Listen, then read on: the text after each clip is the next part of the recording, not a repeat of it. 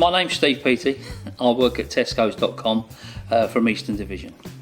Brian Lewis, and I work for Morrison's in the Riverside in Norwich. Last year I applied, weren't successful, so I tested the water last year basically to see what it was like. This year I applied and I was successful on obviously my experience from what I'd achieved during the year, and they took that into account. I was quite happy because it was something I wanted to do, because obviously because I didn't get it the year before, I'd done summer school. So then I went, the next step was obviously academy. Well, with me, I've been doing a lot of work over the last 2 or 3 years with show races and red card and Black History Month, and working with a lot of other projects. So I never really had the time to fit it in, although I wanted to do it. I didn't feel in myself that I was ready 2 years ago or even last year. But this year I sort of set things aside to put everything I had into academy this year. For me, when I first went in and I met the guys, these had already done pre-academy training. I missed out on that, unfortunately. So I was like running around like a headless chicken. You know, I didn't really have a clue. But now I'm so elated that I've done it me. I've had the time of my life.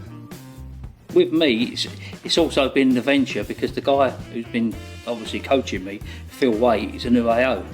So he's learning, I'm learning, so we've been bouncing off each other. The area I've been given has not been worked probably for the last 8 to 10 months, because there wasn't an AO in place, and Phil's come on board and he's put us out on there, and with the Academy 2 guy as well and the stand down reps, it's been really good, and it's an experience because I've been out there obviously mentoring, getting people involved. My coach, Stuart Sherman, has been there every day, every single day for me. I couldn't have asked for a better coach, I really couldn't. And that's the same with me.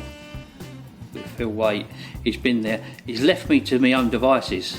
He said, oh, I want you to do this, I want you to do that. He's given me a list of stores he wants me to see, and you know, and then I've seen them, say, in the first 2 months, and then all of a sudden he goes, bang, there's another 15 for you. But I've taken it on and I've done it, and I've had a lot of help from the stand down reps.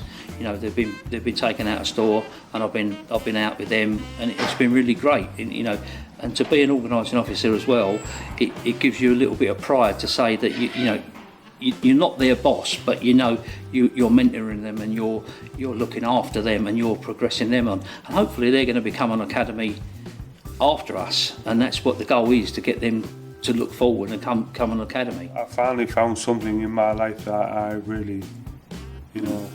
I've got to say that as well. It's hard to describe. Yeah.